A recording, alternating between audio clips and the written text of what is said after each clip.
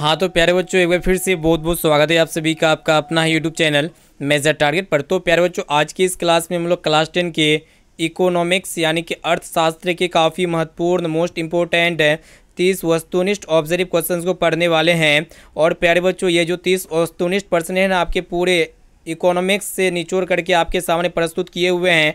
ठीक है, अगर आप इस क्लास को आप शुरू से लेकर आखिरी तक पढ़ लेते हैं ना, तो काफ़ी सारे प्रश्न इसी क्लास से आपको देखने को मिलेगा आपका फाइनल मैट्रिक बोर्ड परीक्षा में।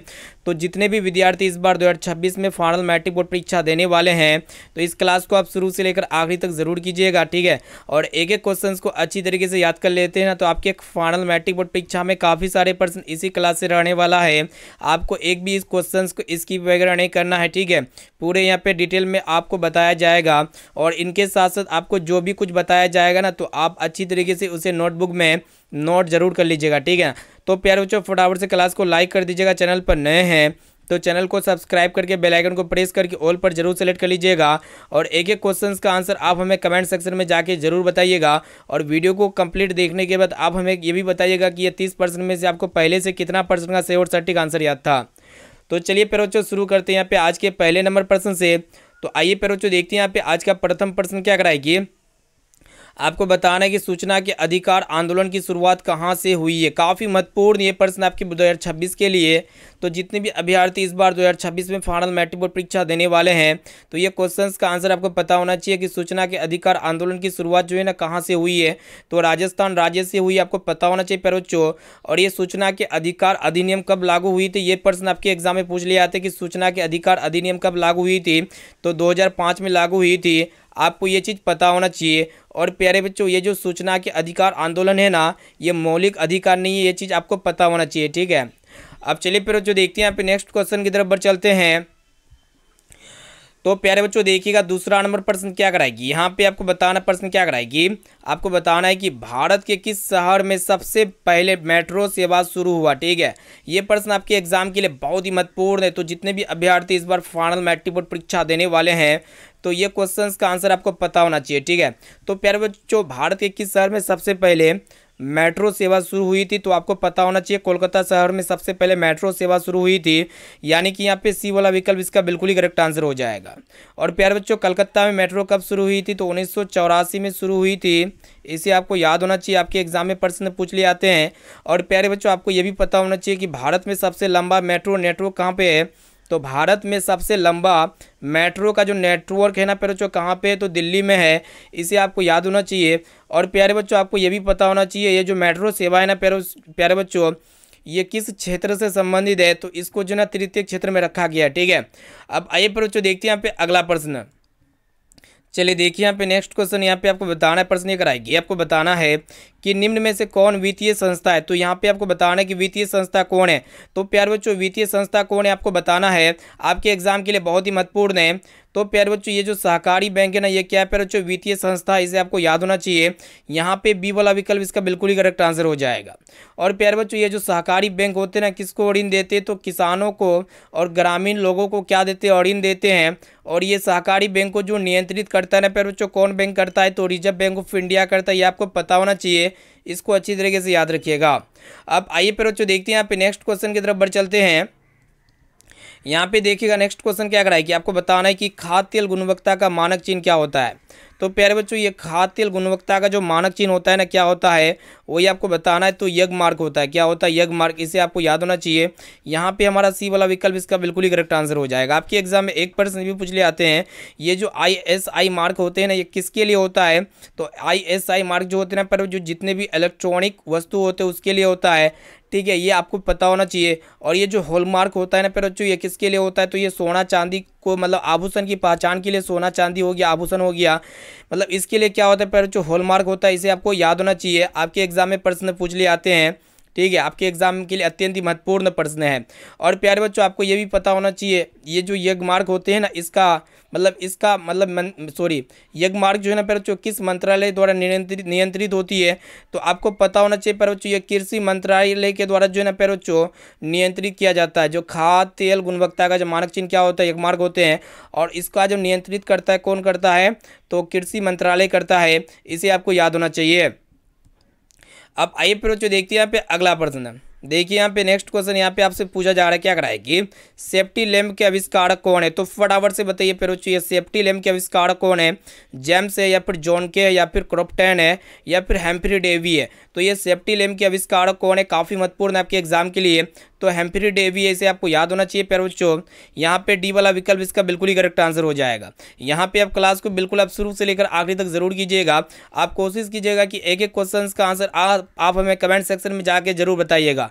ये क्लास आपकी एग्जाम 2026 के लिए बहुत ही महत्वपूर्ण है। तो जितने भी अभ्यर्थी इस वर्ष फाइनल मैट्रिक बोर्ड परीक्षा देने वाले हैं, तो ये क्लास में ऐसे ऐसे प्रश्न को हम बताए हैं जो आपके फाइनल मैट्रिक बोर्ड परीक्षा में 100% पूछ लिए आएंगे, ठीक है ना। तो यहाँ पे जितने भी विद्यार्थी अभी तक क्लास को लाइक वगैरह नहीं किया तो फटाफट से क्लास को लाइक कर दीजिएगा।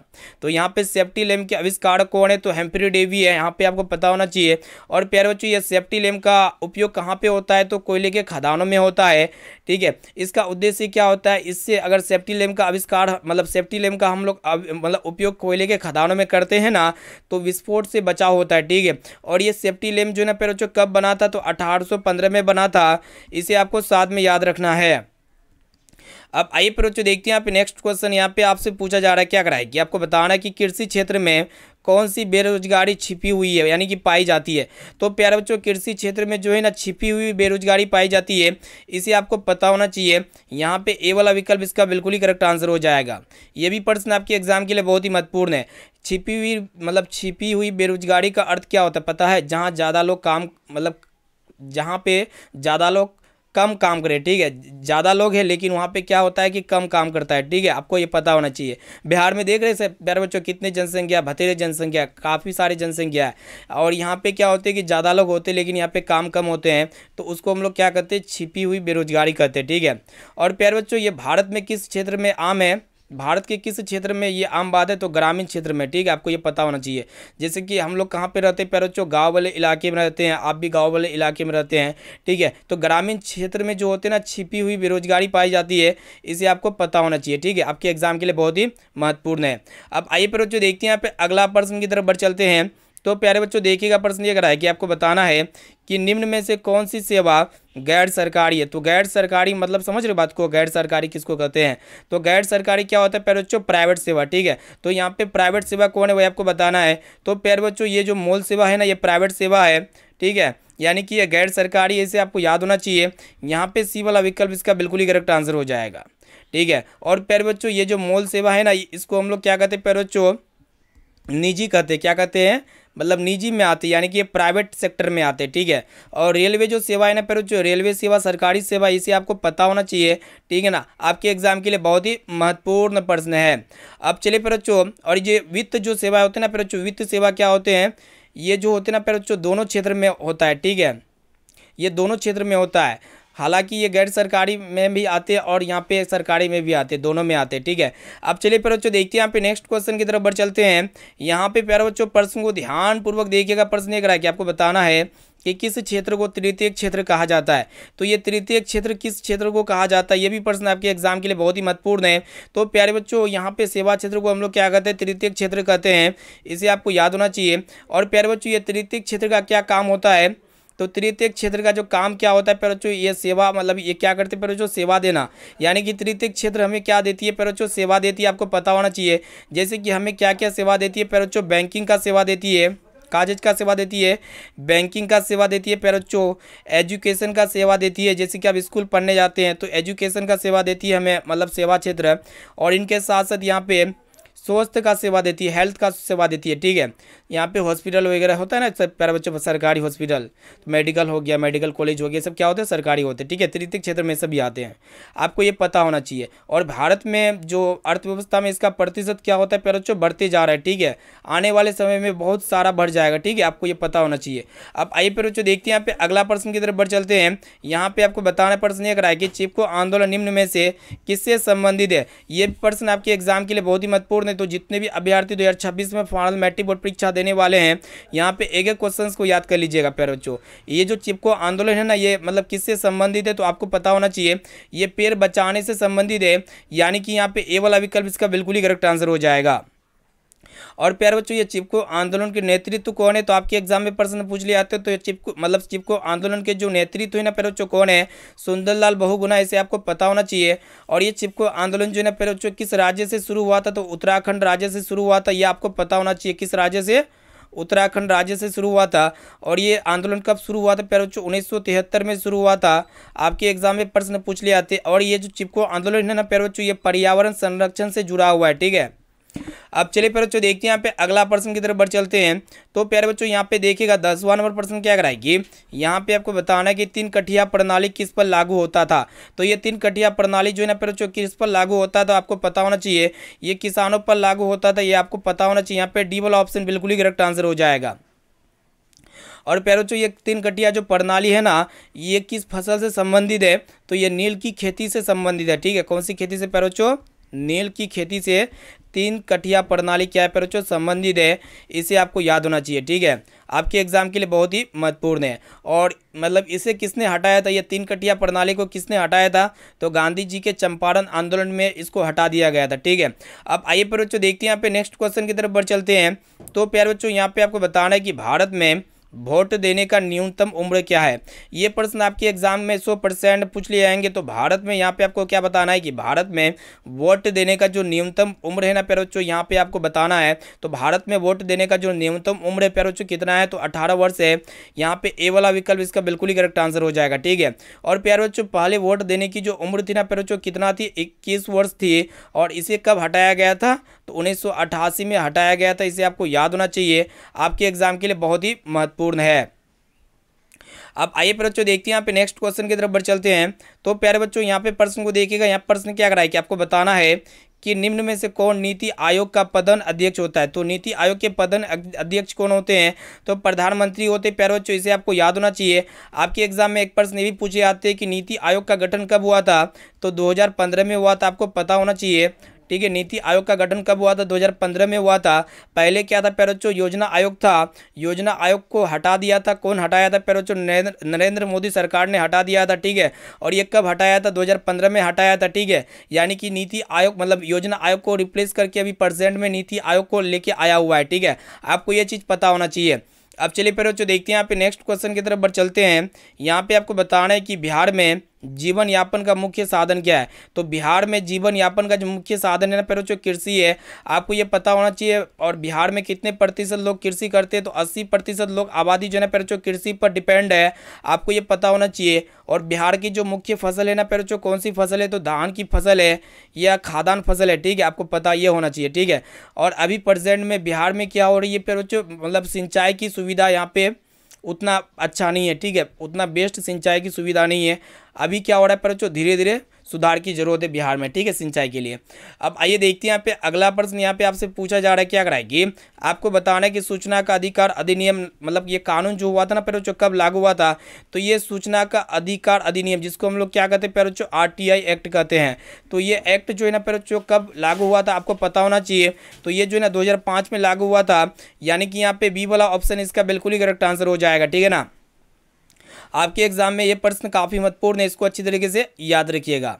अब चलिए प्यारे बच्चों देखते हैं यहाँ पे नेक्स्ट क्वेश्चन की तरफ बढ़ चलते हैं। तो प्यारे बच्चों यहाँ पे देखिएगा, आपको बताना है कि इनमें से किस देश में मिश्रित अर्थव्यवस्था है। तो प्यारे बच्चों मिश्रित अर्थव्यवस्था अपना देश भारत में, इसे आपको पता होना चाहिए। मिश्रित अर्थव्यवस्था का क्या मतलब होता है प्यारे बच्चों, जिसमें सरकारी और निजी दोनों हो, ठीक है, उसको हम लोग क्या कहते हैं, मिश्रित अर्थव्यवस्था कहते हैं। और प्यारे बच्चों ये समाजवादी जो होते हैं ना प्यारे बच्चों, चीन में कौन सी अर्थव्यवस्था है प्यारे बच्चों, समाजवादी अर्थव्यवस्था है, इसे आपको पता होना चाहिए, ठीक है। और पूंजीवादी अर्थव्यवस्था कहाँ पे प्यारे बच्चों, अमेरिका में है, साथ में इसे भी आपको याद होना चाहिए। अब चलिए प्यारे बच्चों देखते हैं यहाँ पे नेक्स्ट क्वेश्चन की तरफ बढ़ चलते हैं। यहाँ पे आपको बताना है कि भारत का सबसे बड़ा बंदरगाह क्या मतलब का नाम क्या है। तो भारत में जो सबसे बड़ा बंदरगाह है ना प्यारे बच्चों, कौन सा बंदरगाह है, तो मुंबई बंदरगाह, इसे आपको याद होना चाहिए। यहाँ पे ए वाला विकल्प इसका बिल्कुल ही करेक्ट आंसर हो जाएगा।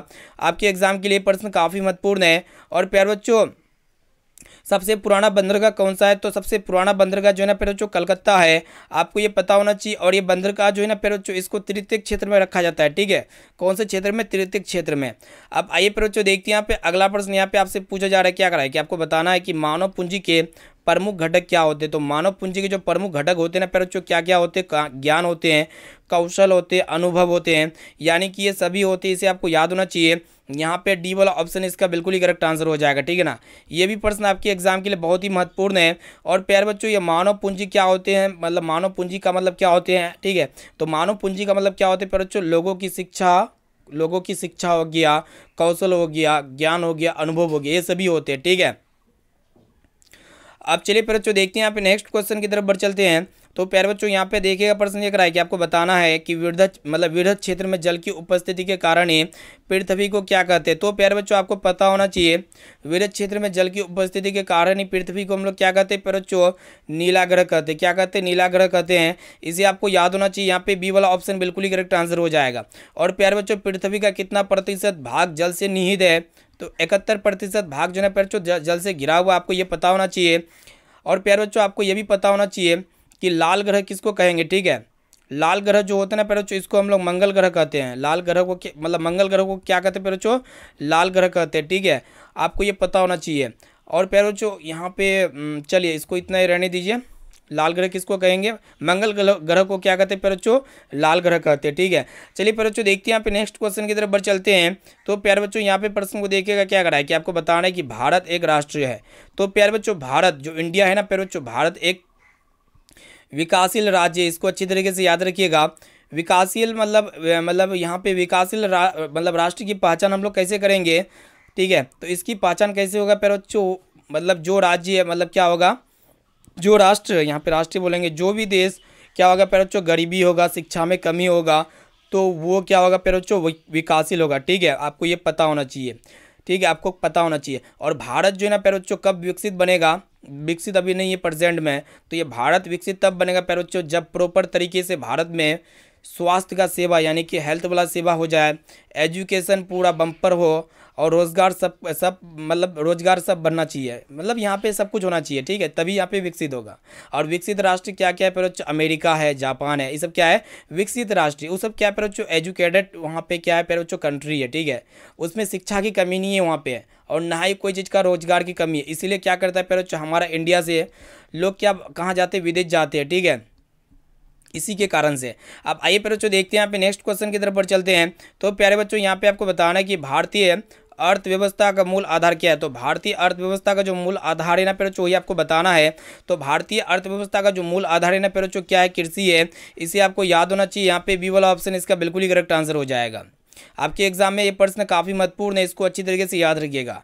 और प्यारे बच्चों ये कृषि को हम लोग मजबूत कैसे करेंगे, हमें जो है ना प्यारे बच्चों समय समय पे सिंचाई करना पड़ेगा, उर्वरक देना पड़ेगा, और इस मतलब मंडी में सुधार भी करना पड़ेगा, ठीक है, तभी यहाँ पे भारत में कृषि सुधार हो सकती है काफ़ी अच्छी तरीके से। अब आइए प्यारे बच्चों देखते हैं यहाँ पे अगला प्रश्न। यहाँ पे आपसे पूछा जा रहा है कि उपभोक्ता अधिकार दिवस कब मनाया जाता है। ये भी प्रश्न आपके एग्जाम के लिए अत्यंत महत्वपूर्ण है। तो जितने भी अभ्यर्थी 2026 में फाइनल मैट्रिक बोर्ड परीक्षा देने वाले हैं, तो ये वीडियो आपके लिए है, ठीक है। तो यहाँ पे अगर आप चाहते हैं कि इकोनॉमिक्स यानी कि अर्थव्यवस्था से एक भी प्रश्न ना छूटे, तो इस क्लास को आप शुरू से लेकर आखिरी तक देख लेते हैं ना, तो आपके एग्जाम में काफ़ी सारे प्रश्न इसी क्लास से रहने वाला है, ठीक है। इसलिए यहाँ पे निश्चित होकर पूरा क्लास को शुरू से लेकर आखिरी तक जरूर कीजिएगा। आपको एक भी क्वेश्चन को स्किप नहीं करना है, ठीक है। स्किप किए तो फिर यहाँ पे आपसे काफ़ी सारे क्वेश्चन मिस हो जाएंगे। तो यहाँ पे अब मतलब उपभोक्ता अधिकार दिवस कब मनाया जाता है प्यारे बच्चों, 15 मार्च को मनाया जाता है, ठीक है। और ये उपभोक्ता का मतलब क्या होता है, उपभोक्ता का अगर आपसे पूछा जाए कि उपभोक्ता का मतलब क्या होता है, ठीक है, उपभोक्ता का मतलब होता है प्यारे बच्चों जो वस्तु या फिर जो भी वस्तु होते हैं या सेवा खरीदे, मतलब जो वस्तु खरीदेंगे या फिर सेवा को खरीदेंगे, तो इसका मतलब ये होता है, ठीक है। उपभोक्ता का मतलब क्या होता है, या तो आप वस्तु को खरीदिए या फिर सेवा को खरीदिए, वो होता है। और प्यारे बच्चों ये उपभोक्ता दिवस जो है ना प्यारे बच्चों कब मनाया जाता है, तो 1986 में मनाया जाता है, ठीक है। कब मनाया गया था, 1986 में बना था। उपभोक्ता दिवस कब बनाया, सॉरी उपभोक्ता दिवस जो बनाया गया था भारत में, कब बनाया गया था, 1986 में बनाया गया था। और ये उपभोक्ता अधिकार दिवस कब मनाया जाता है, 15 मार्च को बनाया जाता है। इसे आपको याद होना चाहिए, ठीक है। अभी जो है ना प्यारे बच्चों उपभोक्ता दिवस भी मनाया जाता है प्रेजेंट में। और ये काहे बनाया जाता है, क्योंकि लोगों को अधिकार बताने के लिए, ठीक है। इससे क्या होगा कि लोगों को अधिकार पता चलेगा हर चीज़ का, ठीक है। अब आइए बच्चों देखते हैं यहाँ पे अगला प्रश्न की तरफ पर चलते हैं। यहाँ पे आपको बताना है कि नर्मदा बचाओ आंदोलन किसने हटाया, मतलब किसने चलाया था। तो यहाँ पे नर्मदा बचाओ आंदोलन किसने चलाया, तो वही आपको बताना है। तो मेधा पाटेकर ने चलाया था, इसे आपको याद होना चाहिए प्यारे बच्चों। ये प्रश्न आपके एग्जाम के लिए बहुत ही महत्वपूर्ण है। और ये आंदोलन जो है ना प्यारे बच्चों कहाँ पे चली थी, किस राज्य में चली थी, तो मध्य प्रदेश राज्य में चली थी, ठीक है, चला था। आपको ये चीज़ पता होना चाहिए, ठीक है। अब चलिए प्यारे बच्चों देखते हैं यहाँ पे अगला प्रश्न की तरफ बढ़ चलते हैं। यहाँ पे आपको बताना है कि कौन बीमारू राज्य नहीं है। तो प्यारे बच्चों बीमारू राज्य कौन नहीं है, बीमारू राज्य का मतलब क्या होता है, आप समझ रहे हो प्यारे बच्चों। बीमारू राज्य का मतलब क्या होता है, बीमारू राज्य में समस्या क्या होती है। बीमारू राज्य जैसे कि बिहार हो गया प्यारे बच्चों, उड़ीसा हो गया, मध्य प्रदेश हो गया, राजस्थान, ये सभी क्या है, बीमारू राज्य है। बीमारू राज्य में क्या होता है, उसमें गरीबी होती है, जनसंख्या में वृद्धि होती है, कम विकास होता है। तो वही ना होता है प्यारे बच्चों बीमारू, ठीक है। जो होता है मतलब बीमारू मतलब होता है, नाम से ही पता चलता है बीमारू। जहाँ पे शिक्षा की कमी है, जहाँ पे जनसंख्या बहुत ज़्यादा है, विकास कम हो रही है, ठीक है, बहुत धीरे धीरे विकास हो रही है, आपको ये पता होना चाहिए। तो यहाँ पे जो कर्नाटक है ना प्यारे बच्चों, ये बीमारू राज्य नहीं है, इसको अच्छी तरीके से याद रखिएगा। क्योंकि कर्नाटक ये जो है ना प्यारे बच्चों, इसमें क्या है प्यारे बच्चों, इसमें बड़ा बड़ा क्या है प्यारे बच्चों, कर्नाटक में मतलब आईटी से आईटी क्या होता है, मतलब आईटी सेक्टर है, ठीक है, आईटी सेक्टर हो गया, आईटी है वहाँ पे, और सिलिकॉन वैली है। यानी कि ये डेवलपमेंट एक तरह का स्टेट हो गया, ठीक है, इसको याद रखिएगा। अब आइए बच्चों देखते हैं यहाँ पे अगला प्रश्न। यहाँ पे आपसे पूछा जा रहा है कि भारत में वित्तीय वर्ष कहा जाता है। तो प्यारे बच्चों भारत में जो वित्तीय वर्ष कहा जाता है ना, 1 अप्रैल से 31 मार्च तक, यानी कि 1 अप्रैल से स्टार्ट होता है और अगले वर्ष 31 मार्च तक ये वित्तीय वर्ष होता है, ठीक है। ये आपको पता होना चाहिए, आपको ये पता होना चाहिए। यहाँ पे सी वाला ऑप्शन इसका बिल्कुल ही करेक्ट आंसर हो जाएगा, ठीक है, इसको अच्छी तरीके से याद रखिएगा। चलिए प्यारे बच्चों देखते हैं यहाँ पे अगला प्रश्न की तरफ बढ़ चलते हैं। तो प्यारे बच्चों यहाँ पे आपसे पूछा क्या जा रहा है कि भारत का केंद्रीय बैंक कौन सा है। तो यहाँ पे सेंट्रल बैंक आपसे पूछा जा रहा है। तो भारत का केंद्रीय बैंक कौन सा है, तो रिजर्व बैंक ऑफ इंडिया, इसे आपको पता होना चाहिए। यहाँ पे पहला वाला विकल्प इसका बिल्कुल ही करेक्ट आंसर हो जाएगा। और इसकी जो स्थापना हुई थी, कब हुई थी, 1935 में हुई थी प्यारे बच्चों। और ये रिजर्व बैंक ऑफ इंडिया का जो मुख्यालय है कहाँ पे है, तो मुंबई में। आपको ये पता होना चाहिए, आपके एग्जाम में प्रश्न पूछ लिया आते, इसको अच्छी तरीके से याद रखिएगा, ठीक है। और ये रिजर्व बैंक ऑफ इंडिया का काम क्या होता है, ये नोट को छापता है, बैंकिंग का जो व्यवस्था होता है ना उसको कंट्रोल करता है, ठीक है। अब आइए प्यारे बच्चों देखते हैं यहाँ पे अगला प्रश्न। यहाँ पे आपसे पूछा जा रहा है क्या करा है कि रूस की मुद्रा है। तो प्यारे बच्चों रूस की मुद्रा क्या है, तो रूबेल है। रूबेल जो है ना प्यारे बच्चों रूस की मुद्रा, इसे आपको याद होना चाहिए, आपके एग्जाम में प्रश्न पूछ लिए आते हैं। अमेरिका की मुद्रा क्या है प्यारे बच्चों, डॉलर है, आपको पता होना चाहिए। और मतलब यहाँ पे रियाल जो है ना प्यारे बच्चों किस देश की मुद्रा है, आप हमें कमेंट सेक्शन में जाके जरूर बताइएगा, ठीक है। अब आइए प्यारे बच्चों देखते हैं यहाँ पे अगला प्रश्न। यहाँ पे आपसे क्या पूछा जा रहा है कि दीर्घकालीन ऋण कौन प्रदान करता है, ठीक है। तो ये दीर्घकालीन ऋण जो प्रदान करता है ना प्यारे बच्चों, कौन प्रदान करता है, तो ये भूमि विकास बैंक प्रदान करता है, आपको पता होना चाहिए। दीर्घकालीन ऋण में क्या होते हैं प्यारे बच्चों, दीर्घकालीन जो ऋण होते हैं कितने साल का होता है, तो ये 5 साल का हो सकता है या फिर उससे अधिक हो सकता है, ठीक है। और ये ऋण किसे दिया जाता है प्यारे बच्चों, किसान को दिया जाता है, ठीक है, खेती करने के लिए। आपके एग्जाम में एक प्रश्न ये भी पूछे आते हैं कि जो अल्पकालीन ऋण होता है कौन देता है, अल्पकालीन जो ऋण होता है ना बच्चों कौन देता है, अल्पकालीन जो ऋण होता है कौन देता है, सहकारी बैंक देता है, इसे आपको पता होना चाहिए, ठीक है। अब चलिए फिर बच्चों देखते हैं यहाँ पे अगला प्रश्न। देखिए यहाँ पे अगला प्रश्न क्या कर रहा है कि आपको बताना है कि किस धातु का मुद्रा के रूप में सर्वाधिक प्रयोग हुआ है। तो यहाँ पे किस धातु का मुद्रा के रूप में सबसे ज़्यादा प्रयोग हुआ है, तो सोना और चांदी का उपयोग जो है ना बच्चों मुद्रा के रूप में सबसे ज़्यादा प्रयोग हुआ है। यहाँ पे डी वाला विकल्प इसका बिल्कुल ही करेक्ट आंसर हो जाएगा, ठीक है। प्यारे बच्चों आपको ये भी पता होना चाहिए पहले के समय में क्या था बच्चों, सिक्कों मतलब जो होते ना बच्चों सिक्के के धातु होते थे, पहले के समय में सिक्के के धातु होते थे। और कौन सा मतलब का चीज़ का सिक्का होता था प्यारे बच्चों, चांदी या फिर सोना का होता था, ठीक है। अभी आधुनिक जो मुद्रा का क्या रूप है प्यारे बच्चों, कागजी मुद्रा। कागजी मुद्रा जो होते हैं ये आधुनिक मुद्रा का रूप है, ठीक है। अगर डिजिटल का बात किया जाए तो डिजिटल अभी क्या हो गया प्यारे बच्चों, ऑनलाइन पेमेंट जो आप लोग करते हैं दुकान में जाकर के, जैसे कि फ़ोनपे हो गया, गूगल पे हो गया, ठीक है, ये सब हो गया, ठीक है। अब आइए प्यारे बच्चों देखते हैं यहाँ पे अगला प्रश्न। यहाँ पे आपसे पूछा जा रहा है कि राष्ट्रीय आय का अनुमान किसने सबसे पहले लगाया था? तो राष्ट्रीय आय का अनुमान सबसे पहले किसने लगाया था? तो आपको पता होना चाहिए, तो दादा भाई नौरोजी ने लगाए थे। आपको ये पता होना चाहिए। यहाँ पे ए वाला विकल्प इसका बिल्कुल ही करेक्ट आंसर हो जाएगा, ठीक है ना। अब चलिए फिर बच्चों देखते हैं यहाँ पे अगला प्रश्न की तरफ बढ़ चलते हैं। और यहाँ पे अंतिम नंबर प्रश्न को देखिएगा क्या कराए कि यहाँ पे आपको बताना है कि एटीएम का विस्तारित नाम क्या है, यानी कि एटीएम का फुल फॉर्म यहाँ पे आपसे पूछा जा रहा है। तो प्यारे बच्चों ये एटीएम का जो फुल फॉर्म होते हैं क्या होते हैं? ऑटोमेटिक टेलर मशीन होते हैं, जो कि ऑप्शन नंबर सी में आपका दिया हुआ है। सी वाला ऑप्शन बिल्कुल ही करेक्ट आंसर हो जाएगा। और प्यारे बच्चों हम लोग एटीएम से 24 घंटे पैसे को निकाल सकते हैं, जमा कर सकते हैं, और इनके साथ साथ हम लोग बैलेंस को भी चेक कर सकते हैं, ठीक है। आपको ये चीज़ पता होना चाहिए, ठीक है ना। ये प्रश्न आपके एग्जाम के लिए बहुत ही महत्वपूर्ण है, इसको अच्छी तरीके से याद रखिएगा।